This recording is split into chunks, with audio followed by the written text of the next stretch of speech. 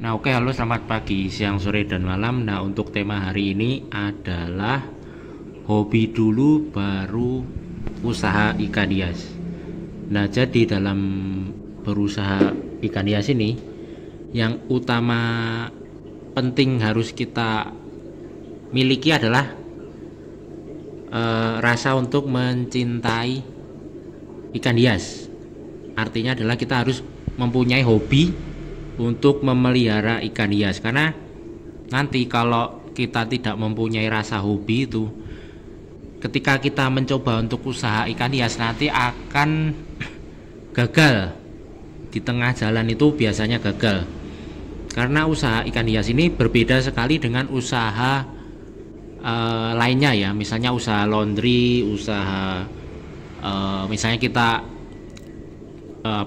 menjadi penerjemah atau apa saja, itu berbeda.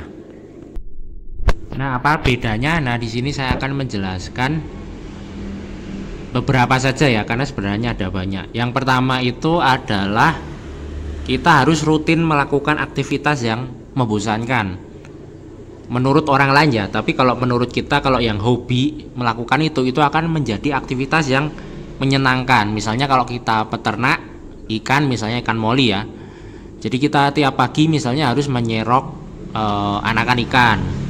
Kemudian misalnya kita punya toko, nah tiap pagi kita, bukan tiap pagi ya, tiap hari mungkin harus menyifon ikan, bukan ikan, akuarium, kemudian harus menyikat kacanya itu agar bersih, kemudian harus memberi makan ikan. Nah, itu kan merupakan suatu aktivitas yang membosankan karena dilakukan terus-menerus, kan jadinya itu menjadi sesuatu aktivitas yang sangat membosankan. Namun ketika kita hobi melakukan itu akan sebaliknya, itu menjadi aktivitas yang sangat menyenangkan untuk yang hobi itu. Tetapi kalau yang tidak hobi, itu adalah aktivitas yang sangat membosankan. Dan aktivitas yang kita lakukan ini belum tentu langsung menghasilkan uang ya. Berbeda misalnya kalau kita buka usaha laundry. Nah, ketika kita ada job mencuci, itu pasti langsung menghasilkan uang kan, langsung orang ngasih pakaian, kemudian kita cuci. Nah, nanti kemudian pasti kan dapat uang dari hasil cucian itu. Atau misalnya menjadi penerjemah. Nah, kalau tidak ada proyek ya kita santai-santai saja, cuma tidur, layah-layah atau ngapain. Tetapi kalau baru ada job, misalnya ada orang yang meminta kita untuk menerjemahkan sesuatu, nah kita baru bekerja dan langsung menghasilkan uang. Berbeda dengan aktivitas yang kita lakukan saat menjadi pengusaha atau usaha ikan ya, misalnya kita memberi makan ikan, nah itu kan belum tentu nanti langsung jadi uang. Kemudian membersihkan akuarium itu belum tentu langsung menghasilkan uang. Kemudian kita menyortir ikan yang sakit, misalnya harus kita obati, kemudian menyortir anak ikan, kemudian membersihkan akuarium, memberi makan, itu kan aktivitas yang tidak langsung menghasilkan uang kan.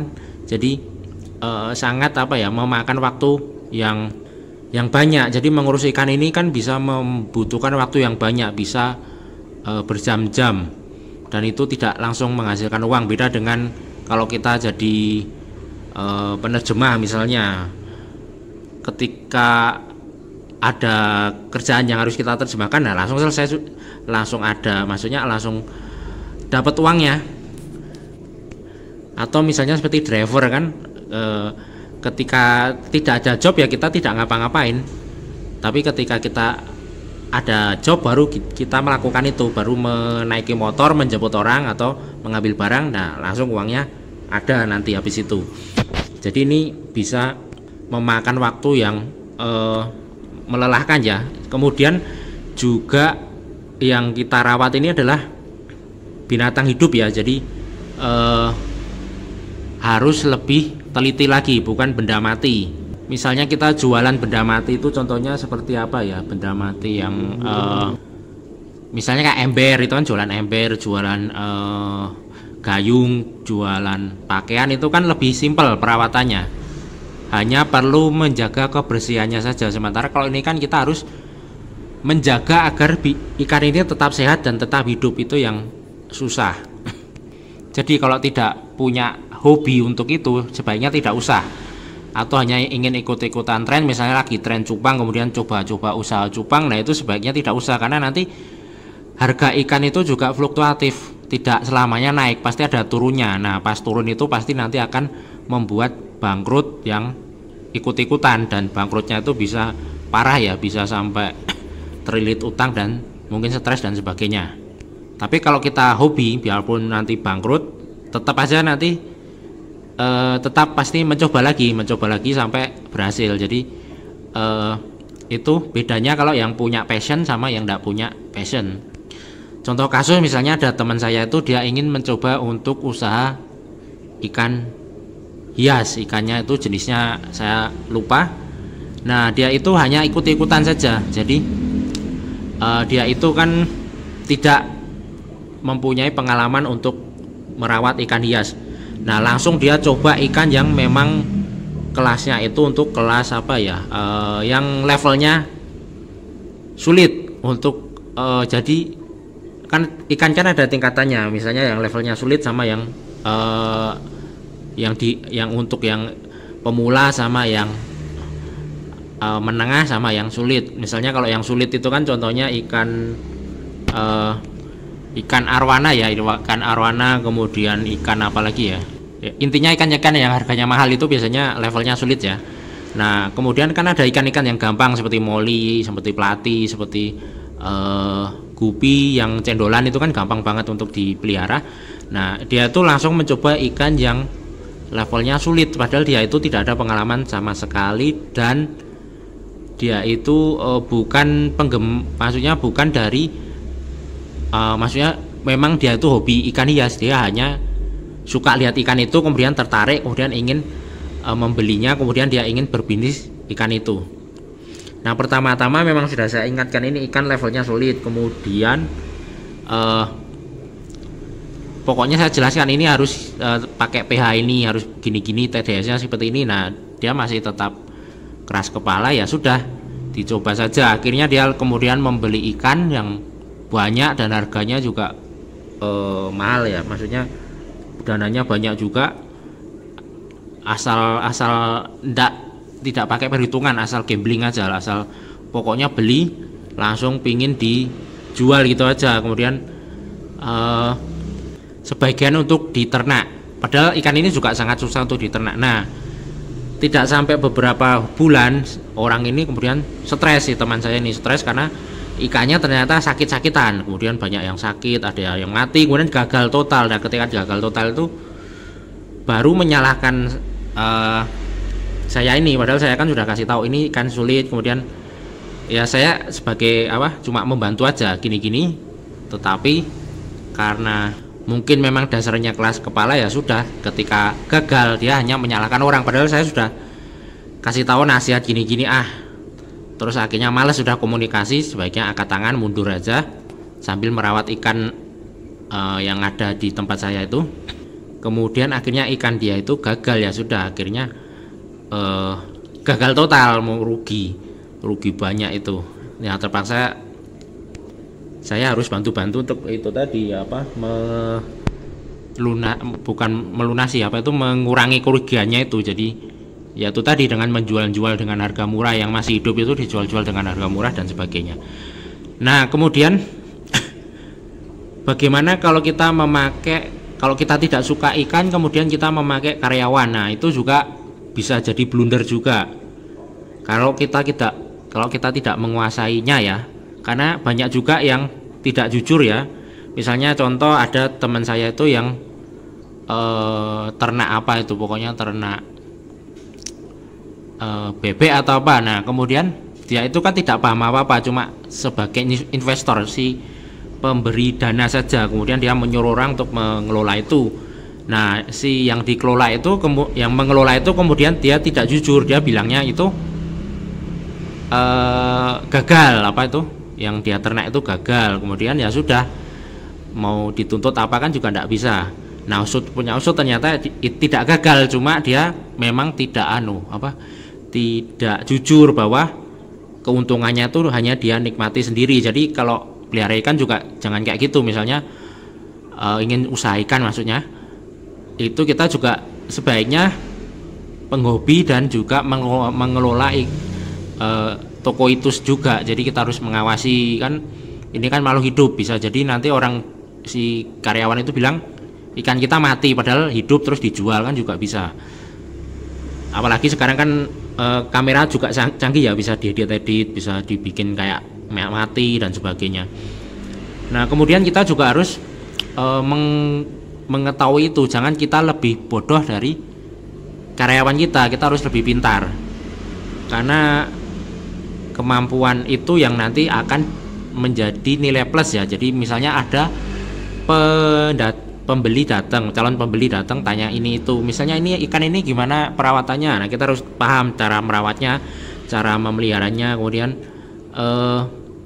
ini cocoknya misalnya tank ukuran 30 cocoknya dikasih pH atau aerator atau filter ukuran berapa. Jadi kita harus paham juga, jangan sampai ibaratnya tulalit kalau ditanya sama pembeli cuma pelongo-pelongo itu aja. Jadi kita juga harus paham juga itu. Nah itu karena itu usaha ikan hias ini sebenarnya agak sulit juga, karena kita harus memahami banyak ya, memahami tidak hanya ikan, misalnya juga memahami alat-alat penunjang ikan ini untuk hidup, misalnya kayak filter, kayak pH berapa, kayak TDS berapa, kayak substrat apa yang harus dipakai, misalnya untuk ikan yang suka mengaduk-ngaduk dasaran. Kemudian ikan ini harus bisanya digabung dengan ikan apa aja. Nah kita harus paham, dan juga jangan memasrahkan semuanya itu kepada orang lain atau pegawai kita. Karena ada contoh kasus juga, itu temen saya tuh, dia tuh jualan sop buntut, kalau tidak salah sop buntut sapi. Nah dia tuh tidak paham apa juga, dia hanya sebagai investor punya dana banyak, kemudian dia bayar orang untuk membuka usaha itu kan. Nah dia tuh tidak tahu cara masaknya dan sebagainya. Nah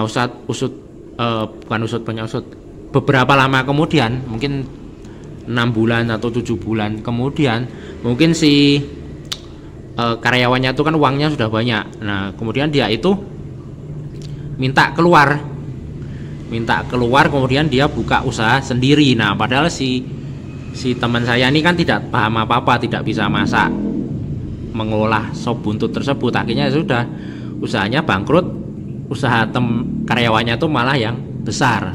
Jadi kita harus paham ya, kayak kalau kayak Lazada itu kan bukan Lazada, Shopee itu kan katanya itu yang pendirinya kan bekas karyawannya Lazada.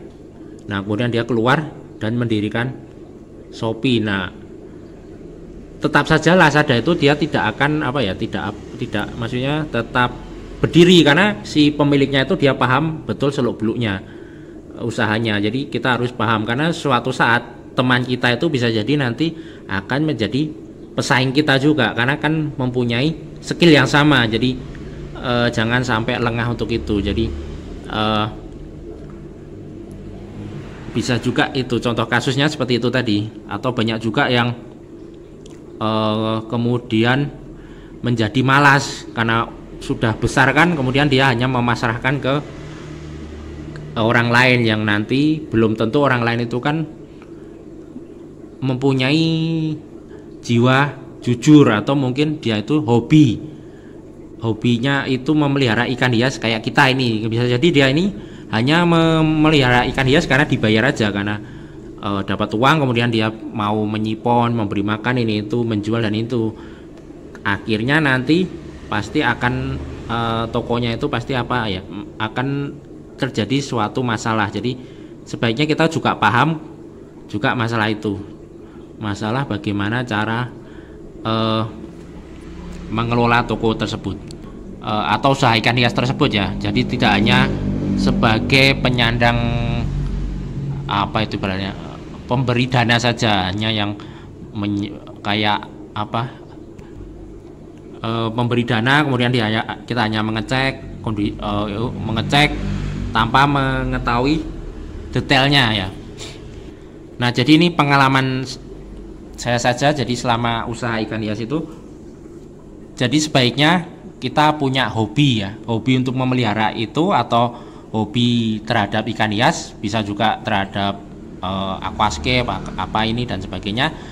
Kemudian yang kedua, kita juga harus paham atau belajar banyak dari maksudnya mempelajari banyak hal dari ikan hias tersebut ya. Jadi kita harus lebih pintar, misalnya kita memperkerjakan orang, nah kita harus lebih pintar dari mereka, jangan kita lebih tidak pintar dari mereka, karena nanti akan menjadi bumerang. Jadi ini saja, sampai di sini, selamat pagi, siang, sore, dan malam.